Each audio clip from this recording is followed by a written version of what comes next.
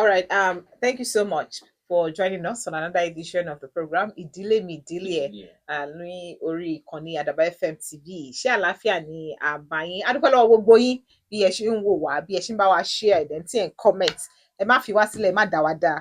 We'll continue to dish out content tí a rí pé ó máa help relationship yín, ó máa help ìdílé yín. Bó ṣe help àwa, I believe ó máa help ẹ̀yin náà. Ní orí ètò lénìí, nǹkan tí a fẹ́ sọ nípa ẹ̀ ni DNA and distrust. Ṣé tí ọkùnrin àbẹ́mi kan mo ní? Ṣé irú àyẹ̀wò yìí gan in the first place? Ṣé ó yẹ kó wáyé nínú ìgbéyàwó? Ká má tiẹ̀ sọ pé nínú relationship. Ṣé mọ̀ pé ẹni tó ti fẹ́ bóyá ọ̀rọ̀ oyún kan ṣẹlẹ̀, irú yẹn ló máa wò pé rárá èmi kan mo ní ká lọ ṣàyẹ̀wò. Bọ́ ẹni tí ẹ ti fẹ́ra yín sílé kó wá sọ pé mo fẹ́ lọ yẹ̀ wò láti cross check, láti cross examine. Láti wá mọ another English la fẹ́ join pẹ̀lú ẹ̀ báyìí. Báwo la fẹ́ ṣe lè nínú ṣé ó yẹ kí irú eléyìí gan lásán. Should you even think of it? Ṣé kó cross mind your ọkọ because ọkùnrin most at times ló máa ń ṣe. Ṣé kó tiẹ̀ cross mind then tó bá tiẹ̀ wá cross mind ẹ̀ ṣé rúùmù ṣì wà fún ìgbéyàwó yẹn láti tẹ̀síwájú. So Àlàní ìwọ lọkùnrin níbí. Jùmọ̀kẹ́ ṣe ti sọ orúkọ ẹ̀. Ìtẹ̀ ti sọ orúkọ Àlàní wọn kọ́ Ọlájùmọ̀kẹ́ Mọ́tòṣọ́ lórúkọ mi. Ó yá sọ orúkọ eléyìí ṣó fẹ́ kí bẹ́ẹ̀ sọ ni àbí Adégbóyèga Àlàní. Ó sì fẹ́ ṣe special má ṣe guest special guest appearance. Akínyìn káàbọ̀ sí àkọ̀tun mìíràn lórí ìkànnì yìí Àdàbà FM TV.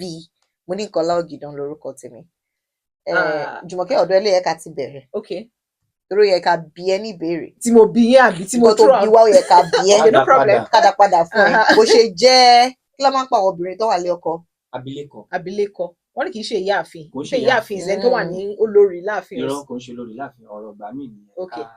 Ṣùgbọ́n abilékọ ni. Abilékọ. Okay. Mrs. Arábìnrin. Okay. A lè sọ pé abilékọ Jùmọ̀kẹ́. A lè sọ pé arábìnrin Jùmọ̀kẹ́. Okay. Abilékọ kí wá ni? Ìjìnlẹ̀ Yorùbá tá a bá fẹ́ ṣàlàyé ẹ̀ pé abilékọ máa ní Jùmọ̀kẹ́. Married woman ni ẹ̀bẹ̀. Ìwọ́n tá a bá sọ pé Mrs. Jùmọ̀kẹ́, arábìnrin Jùmọ̀kẹ́. Okay. Whatever. Ẹ jẹ́ ká tẹ̀ kúrò lórí ọ̀rọ̀ àtàbílékọ àtàrábìnrin. Àtàbílékọ. Ó wà ní. Jùmọ̀kẹ́ wà ń lé ọkọ. You have 3 children. Kọ́kọ́ ẹ kàn déédéé jí láàárọ̀ ọjọ́ kan kó ní òun fẹ́ lọ ṣe DNA test. My reaction abi. Kí ni first thing tó máa cross mind ẹ? Ìyẹn number 1. Okay. Number 2, kó má sọ fún ẹ. Kó wá lọ ṣe. Kó lọ ṣe lẹ́yìn ẹ̀. Kó wá find out later pé ọkọ ẹ ṣe DNA test fún àwọn ọmọ ẹ. Sórí ẹ ní ìgbà míì wà.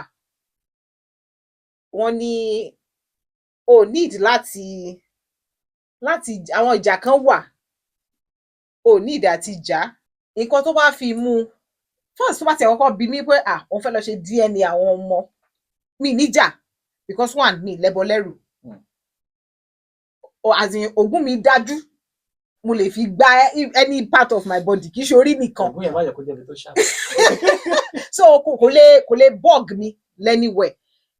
Sórí ìbéèrè tó béèrè yìí èèyàn kan ti bí mi ní ìbéèrè yẹn rí because nínú àwọn ọmọ mi even níbi iṣẹ́ àwọn èèyàn kan láti máa béèrè pé níbo làwọn lè ti rí kọ́lọ̀ wọn nígbà tí mo bí bébì mi yẹn ṣé white ni white so even ní hospital àwọn kan láti máa béèrè pé níbo ló ti rí kọ́lọ̀ yìí my mother-in-law nígbà yẹn wá dáhùn pé no bó ṣe bébì yẹn fún ní ní màmá àwọn tó ti wá síbì you know me I don't understand wá ní mọ́mì àwọn kọ́lọ̀ ń fọ̀rùn kẹ́ wọn wípé títí tí wọ́n fi kú wọ́n fi dàgbà to the scalp of her head white ni as in bí tí wọ́n pupa dé. That's your mother-in-law. My mother-in-law me now. Okay, it was your mother-in-law that was saying that. Yes, pé so any bó ṣe wá rọmọ ẹ wá pé màmá ò tún pín kọ́lọ̀ ẹ̀ and he's a boy. Màmá ò tún pín kọ́lọ̀ ẹ̀ débi. So she didn't even bọ̀ kò béèrè. Nígbà tí wọ́n wá gbọ́mọ wá fún mi, woman yẹn nọ́ọ̀sì yẹn àtẹ̀lé pàfẹ́ wá rí màmá ọmọ yẹn. Nígbà tí wọ́n dé wọ́n ní níbo ni mother-in-law wá ní ẹ bá wádìí nǹkan tí ò ṣe é wádìí wípé ṣe bó ní grandma ọmọ òun ò ṣe bẹ̀rẹ̀ sínú ìyá ẹ̀ pé kó mọ ibi tọ́mọ yẹn ti rí kọ́lọ̀ yẹn. Nígbà tí ọmọ mi dàgbà mo wá gbé lọ sí immunization níjọ́ kan. So I was trying to breastfeed him. Another lady náà wà ń bẹ̀ yẹn. Ó ní bó ṣe gbọ́mọ yẹn wá òun try láti wò pé òun fẹ́ wò bóyá mo bẹ́yàn gbé ọmọ wá gba immunization because looking at her colour kò tiẹ̀ jọra so mo wá gbọ́ ọmọ yẹn ni wọ́n lọ breastfeed ẹ̀. She now came ọmọ pa ẹlòmíì wà wọ́n máa fẹ́ they will mind your business ò sí nínú ọ̀rọ̀ wọn. She now came and I say ẹ pẹ̀lẹ́ wọ́n mi baby mo ní ó ní ṣé àwọn family ọkọ yóò béèrè mo ní pé níbo mo ti rọ́mọ mi jẹ́ dúró kó so she was shocked. Èké is my hobby. Mo ní sọ wọn béèrè pé níbo mo ti rọ́mọ àbí mo ní of course wọn béèrè mo ní because ọmọ pọ̀ mọ́ wọn ni. So kéèyàn kan wá dìde nísìn kó wá sọ fọ́kọ mi pé ọmọ ẹ tí kọlọ ẹ yàtọ̀ yẹn o ó yá lọ ṣe DNA ẹ well máa wò pé bóyá àdúgbò ti lo owó ọwọ́ ẹ ti pọ̀ jù so kò mọ ibi tó fẹ́ nà sí kó lọ ṣe DNA. But won't it affect both of you? Ó máa affect because one máa wò pé okay me expect ẹ kó lọ ṣe irú nǹkan báyìí if tó bá máa ṣe you can tell me èmi no ó wá depend on me láti sọ pé okay fine lọ ṣe but in the first place kí ló máa múrú ìbéèrè yẹn wá if we have been in this relationship and for once ríru traces kan báyẹn lọ́wọ́ mi rí so it doesn't call for such a thing. Ọ̀rọ̀ yìí ó gbọ́mọ pọ̀n. Ó fa báàgì. Ó rẹrù. Nǹkan tí Jùmọ̀kẹ́ ń sọ látàárọ̀ ó ṣòótọ́ because àwọn obìnrin kan wò pé ṣé kò trust mi mọ́ ni and once tí trust bá ti kúrò nínú marriage wàhálà ti wà. Tí ọkùnrin tó bá yọkùnrin ni ò trust obìnrin do you know that obìnrin yẹn lè mú kí ọkùnrin yẹn trust ẹ but tó bá yẹ pé obìnrin ló sọ trust nù nínú marriage yẹn ó wà difficult ọkùnrin yẹn because láti regain it back because obìnrin God created them to make a kind of decision tó jẹ́ wípé wọ́n kàn wò pé okay this thing and nǹkan tó obìnrin bá fẹ́ ṣe successfully wọ́n máa ṣe. Now to me kò sí nǹkan tó bàjẹ́ nínú DNA this is the reason Bíbélì sọ pé bó ṣe wà ní àtètèkọ́ṣe ó ń bẹ nísìn bẹ́ẹ̀ ni ó sì máa rí ṣùgbọ́n the current life tá à ń live báyìí bó ṣe wà ní àtètèkọ́ṣe kò wà ní ìsìn bẹ́ẹ̀ kọ́ ló dẹ̀ ṣe máa rí. The time tí a máa nífẹ̀ẹ́ ara wa débi pé ìyàwó mi ò lè ṣe kíní tí wọ́n dẹ̀ sọ pé ìwọ kọ́ lọ́mọ tí wà nínú òsè á tún lu ẹni tàn time yẹn ti lọ. Really? No, we are not talking let's be genetic na jẹ́ ká wà general she understand. Now a ti rí oníròyìn ni wa a ti rí ibi tó jẹ́ wípé marriage ọkọ àti ìyàwó yẹn ẹ máa wò pé ṣé bí àwọn méjèèjì papọ̀ the kind of ìfẹ́ tán bára wọn lò unfortunately bóyá later in the years lẹ máa rí wípé ọmọ tó wà lọ́wọ́ ìyàwó méjì nínú wọn ń ṣọmọ ọkọ yẹn ṣé understand irú yẹn ibo la fẹ́ kà sí if you want to leverage on love now me personally mo ti internally ní màtáyé thank God I will not even mention names I can tell you up to 5 people tó jẹ́ wípé wọ́n wà ní I handle love and relationship content tó jẹ́ wípé wọ́n wà ní ilé ọkọ o ọkùnrin míì ló ń bá wọn sùn oyún tó wà nínú wọn bó ṣe agbọ́dọ̀ sọ jáde àgbọ́dọ̀ sọ jáde and if you see the kind of life tó ń live nínú marriage yẹn ẹ tún máa fi gbàdúrà pé Ọlọ́run jẹ́ kí marriage mi dàbí marriage àwọn lágbájá yìí o. Now what do you have to say to that? Now the only thing tí mo lè circle out nínú ẹ̀ ni wípé you as a man you love your wife you trust her if you know that you are still going to do DNA later in the years tọmọ bá ti doctor kan ló ṣàmà wà lọ́sítà bí tẹ́tí fẹ́ bímọ kò ń ṣe lè yá gbẹ̀bí doctor afa mo trust ìyàwó mi but I need DNA do it from the hospital right away. Mi ò gbà ìwọ ló gbà ṣé you understand now it is something that is the only thing I can advise kó sì kọ́ wá dàgbà tán Alani mo ń bọ̀. wait ní sùúrù ó sọ pé nǹkan mo fẹ́ ká mú lẹ́ẹ̀kọ̀ọ̀kan ni I trust my wife. O tún wá lọ sọ fún doctor lẹ́yìn kó tún bẹ́ẹ̀ ṣe DNA. No doctor náà ló sọ fún pé mo trust ìyàwó mi ò but ẹ jọ̀ọ́ ẹ bá mi ṣe DNA. Kí ló rò pé doctor yẹn á rò nípa yẹn? So ó dàbí pé ọ̀rẹ́ ni wá báyìí wọ́n ní wọ́n jí nǹkan ní inú ọ́fíìsì tèmi àti ẹ ti jọ ṣiṣẹ́. wọ́n á ní mo trust ẹ ṣùgbọ́n possible kò jẹ́ wọlé. wọ́n á ní mo trust ẹ tó bá ti ń lọ ẹ bá mi wo báàgì ẹ. wọ́n wá ní pé kí wọ́n wo báàgì àmì àwọn ní rárá. actually nǹkan tí mo ń try láti drive ni wípé if you want to do DNA please do to me láyé tá a wà yìí this particular time tá a wà yìí it is not about I love my wife or whatever again do your DNA from hospital even doing DNA nígbà tó mo bá dàgbà tán àti DNA àti even tó mo bá dàgbà tán ó dangerous fọkùnrin tó fẹ́ ṣe DNA tó because ọmọ téèyàn ti náwó school lé lórí ọmọ téèyàn ti feed dàgbà kíní kan ó wá lọ ṣe DNA nígbà tó dàgbà ẹni tó bá fẹ́ hypertension do it at birth kó o mọ̀ bóyá èmi ni mo ní kíní yìí ìyá ò ní láti mọ̀ náà. àti bá ti mú ẹ trust ìyàwó ẹ at birth at old age, at middle toddler, age, at at whatever, at anything. infant. At anything. Gbọ́ gbẹ́nu sí Mike. Kí ló ń jẹ́ gbẹ́nu sí Mike? Mo trust ìyàwó mi. Fi ọ̀rọ̀ gbẹ́nu sí Mike ilẹ̀. Alani, we are not disputing the fact that it's happening. It's happening. We are not in fact, eléyìí tí mo gbọ́ tó ṣe ṣùkù ni àbí shake ni. Ó gbó mi báyìí. Shaking mind there. The woman has 6 children for the man. From number 1, day number 6. Kò sí kankan tó jẹ́ tiẹ̀. Náà ẹ wò fẹ́ tó máa wà láàrin wọn kan tó lè tọ́ 6 ọmọ. 6. How will that man survive? 6 children. Number 1. Jùmọ̀kẹ́ ṣe bó bọ́tà kúrẹ̀ yìí máa tó para ẹ̀ tó tún pàyàwó ẹ̀. When he discovered that the children that his wife said are his were not his. And unfortunately, I think that one of the other conversations tó yẹ ká ní wọ́n máa ní àwọn ọmọ yìí máa ń béèrè pé is marriage overrated? Kéèyàn tó marry àwọn èèyàn wọn nǹkan tó máa ń sọ tó máa ń jẹ́ káwọn èèyàn máa can take you aback. Exactly. Is marriage overrated? Yes and no. I don't want to say marriage is not overrated. You cannot say yes and no. You cannot say yes and no. Either you go for one. Is that exactly? Or you go for the other. Exactly. So I feel like the conversation of DNA talk ọkọ mi ò lè gbé conversation DNA wá sí marriage wa kó work. Alani má jẹ́ kí n parọ́ tán ẹ. Because for you to even think that you want to do a DNA, it means that there is a suspicion. Things, yes. No matter how small it is. Now, àwa gbà pé go and do your DNA test. Ó wá ṣe, ó wá rí pé àwọn ọmọ yẹn tiẹ̀. Where do we go from there? Yes. Tell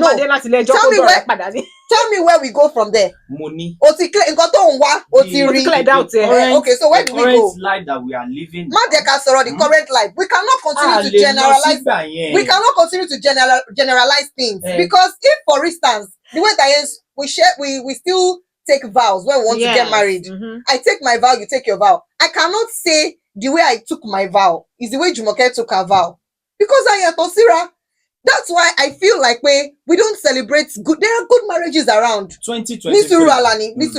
Okay. There's no doubt that marriages are breaking. There is no doubt. But the truth of the matter, Nikwe, there are still good, very good marriages that we're not talking about. There are a lot of good marriages. Celebrate. I think we should talk more on the positive sides of marriage. Anniversary. Tony wants we're celebrating 10 years of being together. I mean, how many years? Kiniko. That 10 years is 50 years together. Call separate. It will make the headlines. Yeah. It will be on every paper. But there are people that are in marriages and it's working. Let us focus on it. Don't let us focus on be plane crash. 100 plane crash. Lone lands. Àìmọye plane crash. Plane crash. Àìmọye airplane. Tó jẹ́ pé one land safely.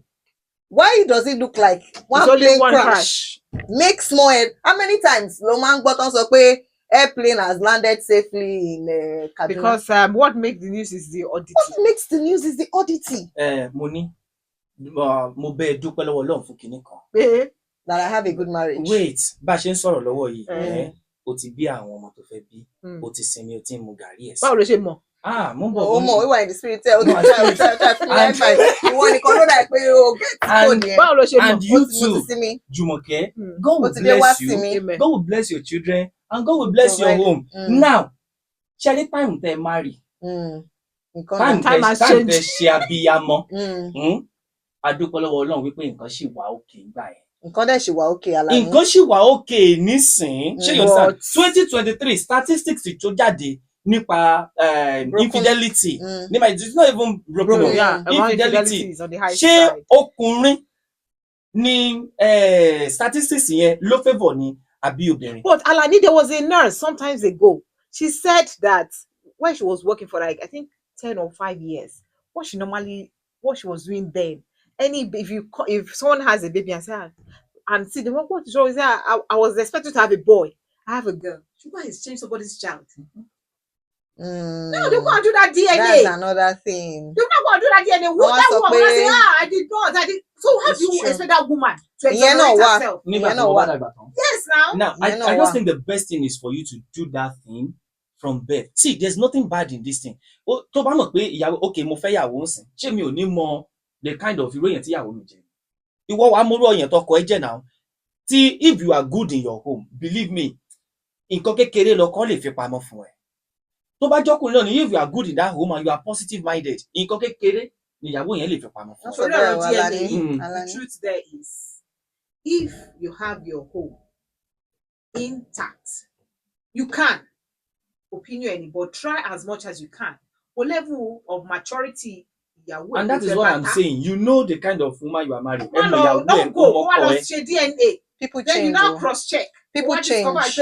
DNA tó mo ní tó bá ti mọ̀ wípé ìyàwó ẹ ní issue pẹ̀lú trust, tó bá mọ̀ pé ìyàwó ẹ ní issue pẹ̀lú trust, ok bí mo ṣe wá dàgbà tó ìbáyìí kí dáàdì mi wá sọ pé ó fẹ́ lọ ṣe DNA fún mi, wọn ò fẹ́ kí mọ̀ èmi máa bi dáàdì mi léèrè pé dáàdì mi àfà because mo ti mature. Ṣé you understand? kí lẹ rí? Kí ni nǹkan tẹ́ rí? Máa bi dáàdì mi. Now tó bá yẹ pé dáàdì mi ó wá jẹ́ Gen Z táwa wà báyìí, ṣé you understand? He should just do it nígbà tí mo ìmí ti bí mi kalẹ̀. Ṣé you understand? Bedroom náà bí mi sí kò tiẹ̀ síbi kankan tó ti fẹ́ ṣe. So àwọn tó ń bí hospital yìí ayé àtijọ́ là ń lo agbègbè, àwọn tó sì ń lo agbègbè well àbáṣe wọn jẹ́ o, but take your wife to the hospital jẹ́ kó bímọ sí hospital káwọn tó. Now just it is not DNA but just do this thing láti bẹ̀rẹ̀. Ìyẹn ò mí pé I can do it, something I can do. Actually I'm just telling you. Mo ní kò sí iye tán ṣe DNA tó lè tó iye owó tó máa ra ọmọ tó bá fẹ́ lọ ṣe IVF fún kọ́ṣọ́ ọmọ iye tó máa ná. Tó bá ṣe ká ṣe DNA, do you know how many of these our so-called forefathers ni àwọn ló bí ọmọ tó bí yẹn? Ṣé o rò pé àwọn màmá yẹn nígbà yẹn àwọn náà kì í ṣe àwọn kọ̀nàkọ́nà wọ̀ kò dàbí kò pọ̀ tó nǹkan tó wà ń tàn sí. You don't know. Ojú wọn ò tí we may not have the facts. We may not have the facts. We may not have the facts, but Jumoke Tabanika wo truthfully, we can't compare ìsìn pẹ̀lú ìgbà yẹn because someone was even saying that most firstborns only because ìyàwó ìyá lọ ṣe self-fort lọ́dọ̀ ex yẹn. No, that was your job. So, but I feel like even in this Gen Z and Gen Y and everything, Gen Alpha and Gen X and everything, I still feel like people can still have good marriages. People are having good marriages. Exactly. People are having it. So the issue of distrust or the issue of DNA should be a buried issue. No, I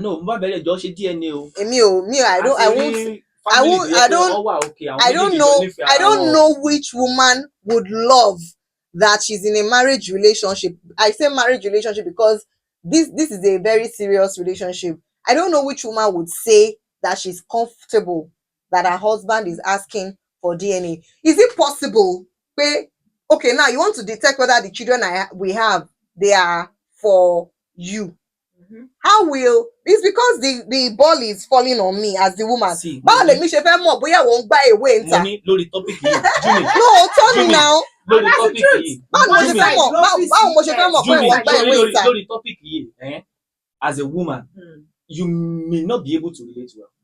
Now, the question is why tó fi jẹ́ pé àwọn obìnrin sábà máa ń forgive ọkùnrin wọn tó bá ọkọ wọn tó bá gbá ewé but ó difficult fún ọkùnrin láti forgive. Ọwọ́ yín náà ló yẹ ká ti béèrè. One of the reason ni pé believe ọkùnrin gbàgbọ́ wípé I can sleep with anybody tí mi ò nífẹ̀ẹ́ gan. Ṣé you understand? But ọkùnrin gbàgbọ́ wípé before you can allow me to sleep with you, it means you love me. have an altar of love for me, like something. Ṣé you understand? Now ọkùnrin gbàgbọ́ pé once tó kùnrin mi bá ṣe lè báyàwó wọ́n ti ní ká máa lọlé. Ẹlẹ́ẹ̀kejì ni wípé tó bá lọ gbọ́mọ kọ́mọ wá bá mi lé kọ́ mi ò ní mọ̀. Ṣé you understand? So reason yẹn, so ká assume pé gbogbo ìgbà tó fi accuse ẹ pé ó gba ìwé tó dẹ̀ ka yẹn a year past kò bímọ. So kò mí kó ló bí ọmọ. Jùmọ̀kẹ́ wọ́n ní ká máa lọlé. Ìgbọ̀nsẹ̀ kínkínní létí àwọn gbẹ̀gìrì. Káànù kúrò. Ọ̀dọ́kùnrin ló ti máa ń wọ̀ obìnrin ìgbọ̀nsẹ̀ àní ìgbọ̀nsẹ̀. Please do DNA from birth. Don't do DNA. Any DNA that is any suggestion or kinikan of any thoughts of DNA. Just know that marriage is already going. You are a woman. I will do it. I will not let you know. Go and do it. Ẹ má gbàgbé láti like, opinion, comment, drop it on the video, share, and subscribe to our YouTube channel. You can follow us on our Facebook, on our social media handles. You find us there. Next time we'll have another topic to talk about. Or this DNA is a no-go area. On this DNA, no-go area. Wise up, Gen Z.